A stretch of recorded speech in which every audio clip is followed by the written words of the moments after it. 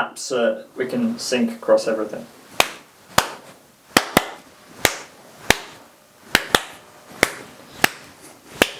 Yeah. That's going to be the opening credits, where every time I clap, we just show some text. Or you know what we should do to be even more artsy? What? Wait. I thought you were just jingling your keys. No. How many pockets do you have in there? Oh wait, just leave it in another pocket.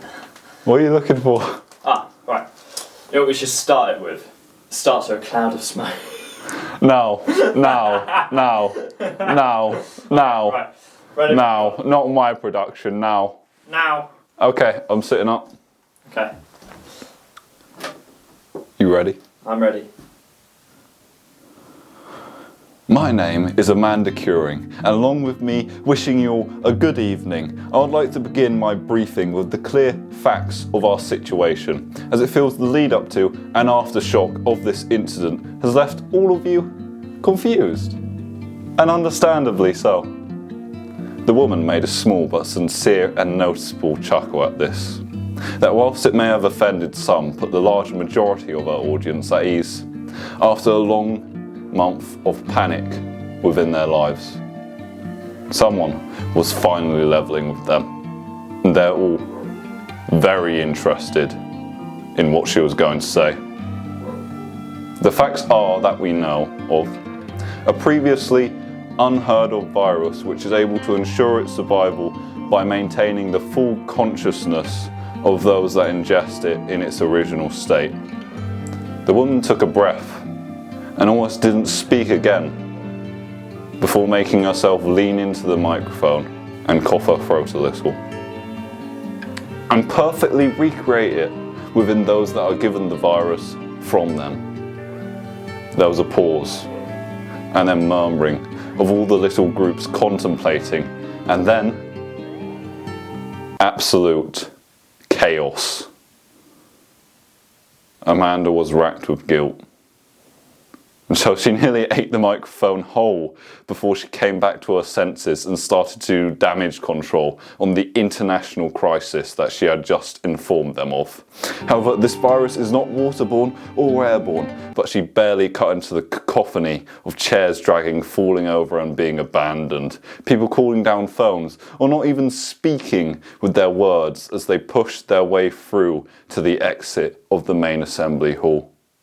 And 7 men and 3 women in military uniforms, intensely scribbling on clipboards.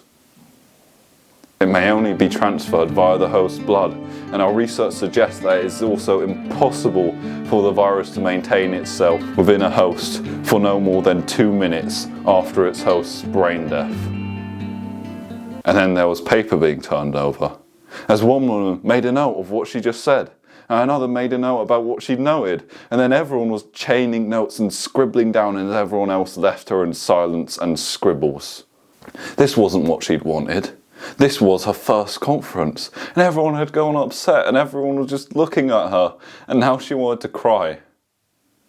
However, it has an extraordinary property of being able to maintain its abilities of a host body and allow it to perform many of its core functions almost indefinitely, no matter what damage to the body is sustained. She finished with, but really gave up on, midway through fighting to hear her own voice over well. Some of the military people now only just sat there, breathing too loud. But as she began to leave her post in shame, she realised they were still staring intently, and not in anger or amusement, but doing it eagerly, eating up every word she'd said and politely looking at her for more. It felt like her first ever presentation was finally going well, and wanted to keep her audience alive. She looked around the room and nodded with a faint smile at the 3 bankers, the small child who probably lost pace of her parents when they were leaving, the lone man in the far corner, but most importantly, the 10 brilliant men and women in military uniforms who are now smiling back intensely. Now, whilst that is all I have to say about her current situation, she admitted and laughed a bit to give them some of her trademark honesty about just how much they'd all gone through in that little opening statement. To which all the military men and women burst out laughing back and made her feel all warm inside about what she was going to say next.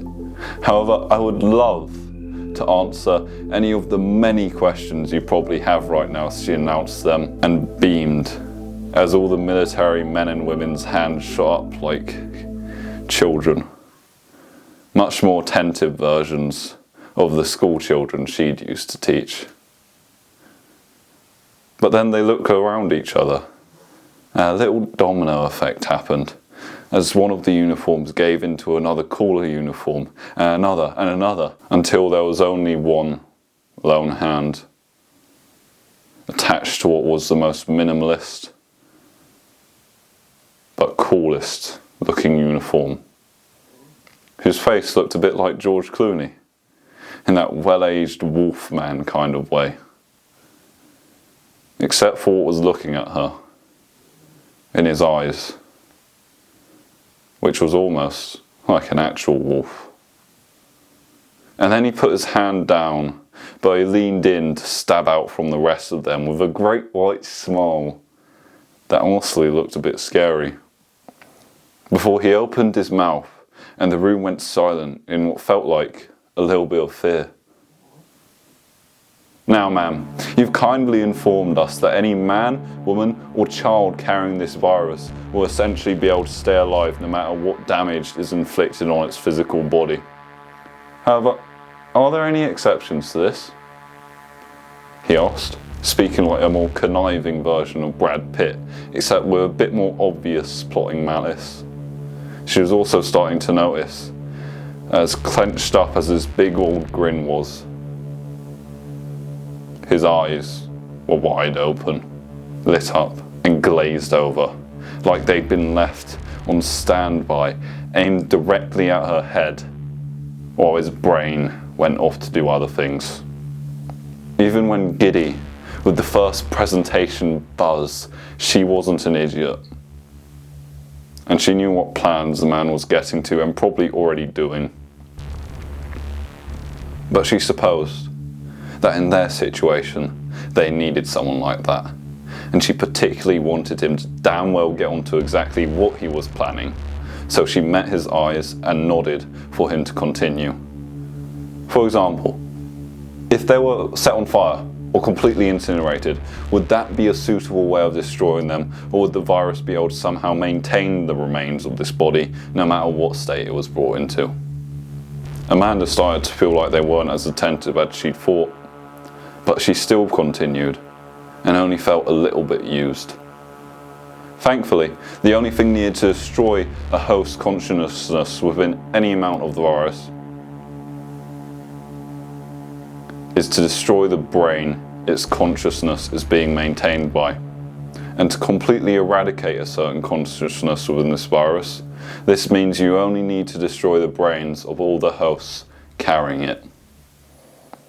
So to achieve this destruction, could we simply shoot these hosts in the head? From the least cool uniform there was a chuckle, maybe even at her expense. But she was relieved they weren't very afraid.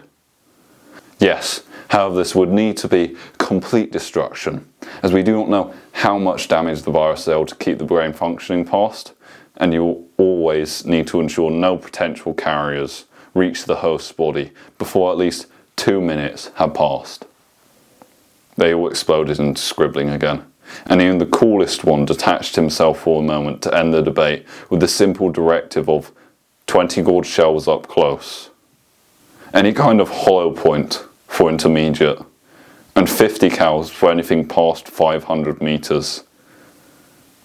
After that, any kind of high payload explosive.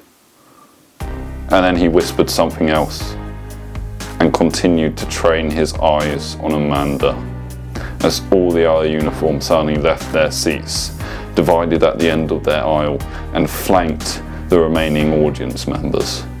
Two men outright dragging the man in the corner. One woman saying something like, "Let's find your mummy, sweetie," to the child, and the rest filling up the banker's aisle from both sides. The three bankers were dismissive at first, and then they were outraged. But when more of the soldiers put a hand on the pistol in their holsters, the bankers quickly complied and followed them out until it was just Amanda and that strange, hungry, heartless, necessary man. She noticed a gun in the chair next to him, and he was resting an arm not even half a foot above it. He'd probably be like one of those quick draws in a western if she moved. Now, you've done a brilliant job of informing us of everything we will need to do to deal with this threat, and I would like to personally commend you on that. Thank you very much, General. However, my largest question still has not been answered, which is if my department, yes, will be able to gain access to what? Samples of the virus which have either not yet been imprinted on or otherwise do not have a consciousness within them. Oh God. In which new consciousnesses will be able to be maintained and reproduced by this virus. She put her head in her hands and felt all the stress gut punch her before she saw the man's hand already touching the gun in the chair. There wasn't a grin anymore. Now, please, you're going to order as many of these samples as you can to be sent to my department's storage facility. Along with this, I will also need a small sample to be sent to my apartment immediately. And you're going to do this right now and not tell a soul. She froze and wished she'd never done this. Or I will shoot you several times in the chest and head and I will get away with it. She tried to move, but he was aiming the gun. And then it was easy. He walked her through it and she did whatever he wanted. And in 10 minutes they'd got all ordered and set up from her phone. The hardest part had been him standing over her with the barrel at her temple to make sure she sent the right things. But then she had. And it was over now. She was now standing on the street just outside the conference building, whilst it was pouring with rain and she had no umbrella or way home. This man had even taken her phone and her wallet for safekeeping. She'd been debating what to do, who she could find and who she would call and what she could say in a court case to bring his whole operation down. And then been debating whether she even wanted to do that. Before the lone man from the far corner of her first talk had introduced himself, taken her under his coat and made the decision for her. It's okay, I know what happened because I managed to stay behind the door and I heard pretty much everything. He promised and smiled reassuringly at her as they stood under his coat. She started to like him and feel bad about the bleeding cut on his hand. And I can get you a ride home and we can take them down, but I just need to know some things. Of course, what do you need? She'd asked as he'd led her down that street and into an alley, crouched low, so there behind some bins and completely separated from everyone else. I need to know where the storage facility is and exactly where that man's apartment was. He explained quickly in an almost vicious way that nearly made her scared. There was a pause, and it suddenly hit her as to why he was asking for the address. Her first briefing, and it had really gone down like this. Okay, but please, just tell me if you're going to kill him or not. I know I won't like it, but I need to know, she asked, quickly realising that actually she would like it if they went to the address and hopefully killed that strange, terrible man, no matter if they needed him or not. That's okay, he promised, reshuffling the coat and keeping it over their heads even though his hands still bled from what was a really bad cut. I've got to be honest and say that I'm going to, but I promise I'll do it quickly. And it'll only be him. I just don't think I'd be able to stop him otherwise, but either way, we need the address, he blurted out, looking a bit embarrassed and slightly ashamed. Before she nodded her head and tried to console him. Okay. I've got it down to memory. And the storage facility was just outside here. It's the military base in Slowbuckshire. Do you know that?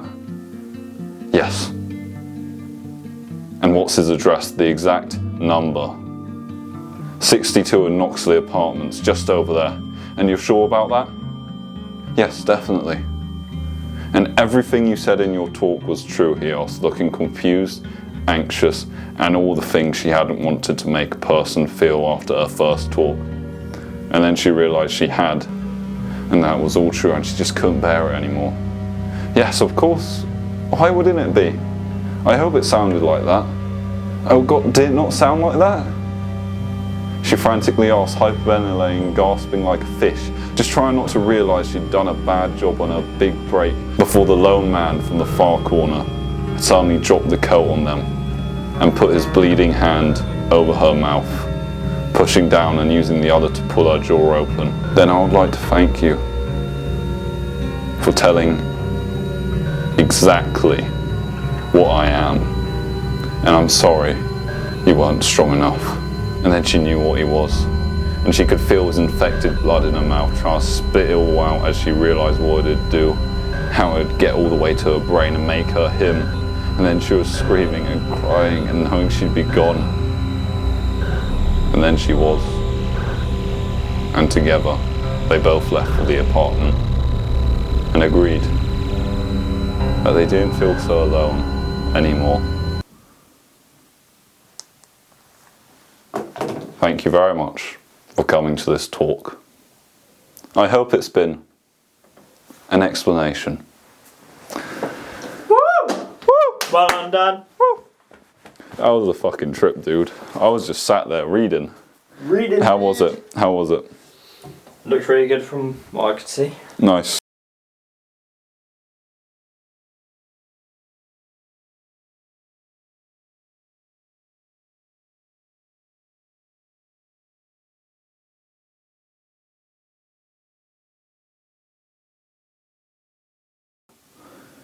Now, you've done a brilliant... I'm going to read you that line because of the stomach grumble. Sorry, mate. You could hear that? You've done a brilliant... I'm going to read you that line because of the stomach grumble. Sorry, mate.